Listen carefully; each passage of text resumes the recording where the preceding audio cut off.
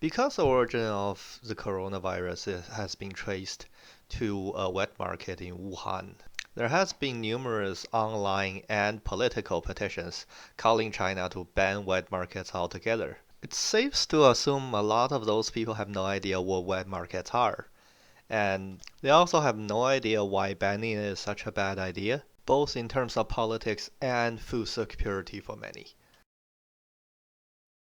Wet markets are actually found throughout regions around the world. Now, it has been made famous by the coronavirus, and people often associate it with China. And weird, exotic, abnormal kind of food sources and wild animals. But this idea that wet market is a China thing is a misconception. Best example is probably this photo.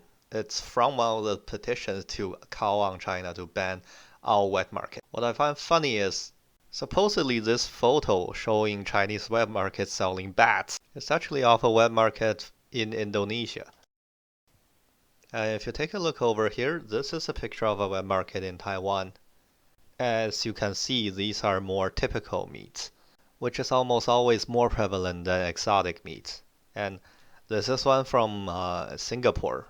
As you can see, their sausages, their back ribs, and so on. Even the kind of seafood market, this one is in Manila in Philippines. They're mostly just fish. Are there wild animals? Yes. But they most likely only make up a very small portion of what wet markets sell in general. And not all wet markets have them. Also, if they are, they're usually tucked in a very obscure corners.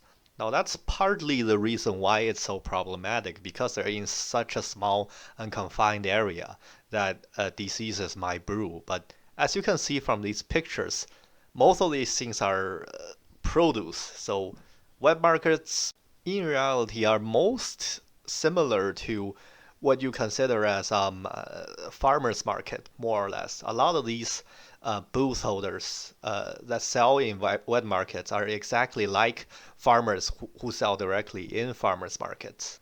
It's not to say that there are some practices and standards that are subpar. As you can see, you have a lot of meat that are free hanging. They're not sealed. They're not protected from disease carrying animals like flies and so on. But in comparison, in the West, most of the farm markets are quite clean and they're better furnished, and overall, it seems just a bit more cleaner.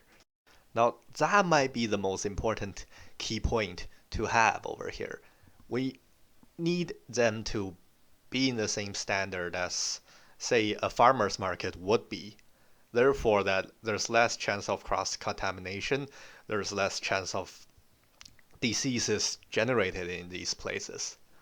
Because it's not just China. A lot of places with wet markets, they generally do tend to generate a lot of diseases that might be spread to human. Because you have a cramped space with a lot of live or like freshly dead animal, then you'd have a problem.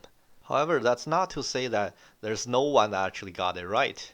For example, Japan's very famous Tsukiji fish market is actually essentially one of the most largest wet markets on the planet.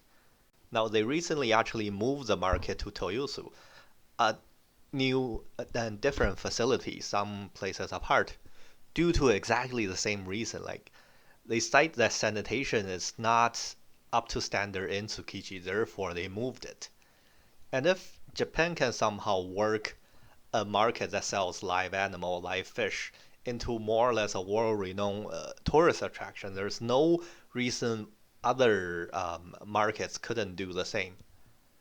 There's a few reasons and hurdles that have to be jumped over, mostly due to poor management, poor regulation, also due to like less money. People are generally poor, so they can't afford to spend more. But this whole notion of somehow you can just call on Chinese to ban this dirty kind of wet market while not offering any alternative solution, you kind of wonder how much of this is actually just legitimate concern and how much of it is actually just overall xenophobia. Because to be honest, a lot of these places where wet markets exist, generally they don't have an alternative. They don't have a supermarket to buy things. And a lot of these places are pretty rural. The only way they can actually get food, other than them growing them themselves, which sustenance farming is a pretty standard mode of living in China, but it is still difficult. Like you still want to be able to get some of the things that you can't grow yourself.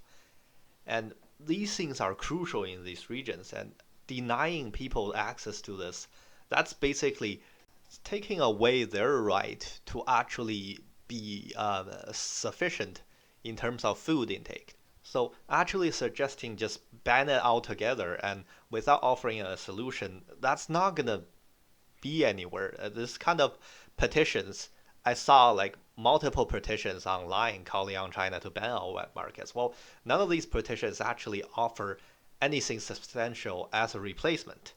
So what it comes down to is that to the Chinese, it's gonna sound like what Marie Antoinette actually allegedly said, which in reality she didn't say that. But you get the idea, right? According to legends, Marie Antoinette actually said that, you know, starving peasants don't have bread, why don't they eat cake? And that's gonna sound exactly like that to the Chinese if you don't offer any kind of alternative solution. Simply asking them to ban it, well, they're not gonna do anything other than actually just serving to marginalize certain ethnicity even more than they are right now. It's not going to be anywhere. It's not like the Chinese haven't really gotten anywhere with crackdowns, because they have been cracking down on these kind of illegal animal trade. And also, they have been cracking down on these wet markets. The problem is there's so many of them, it's kind of difficult to actually implement it all the way. But I do see, if there's constructive pressure onto the Chinese, onto the Chinese themselves, they are actually realizing how problematic these kind of really dirty wet markets are. And they do want to actually change these kind of settings and make them better. It might take longer to realize, but there are a lot of wet markets that are being renovated. They're being renovated in mostly, I guess, richer places where, you know, as these kind of pictures do show, their booths are cleaner, they have better standard, they're usually indoors, and there's more inspection. I mean, there's so much room for improvement here that there's a long way for them to go, and constructive pressure is always good in terms of pushing them to do the right thing. But I don't think actually going around signing petitions and actually having the American Congress calling on the Chinese to ban it is going to go anywhere. In the end, you're just going to hurt society's most vulnerable and their ability to access food. And the whole reason why China isn't having like a starvation problem partly is because most Chinese communities put food at the very forefront, and actually the ability to obtaining food is on everyone's mind. So should there be a better way to obtain food? Of course there are. But that shouldn't involve taking away some of the people's only means of accessing food. What it should do should have been involving turning places like this into something similar to this. By the way, this is actually Tsukiji Fish Market. And something like this, which is like a typical farmer's market. So that should be the way forward, and it shouldn't just be, oh, we're gonna push you to ban everything. After all, who will want to take this away from people? And as always, stay safe, everyone, amid these uncertain times.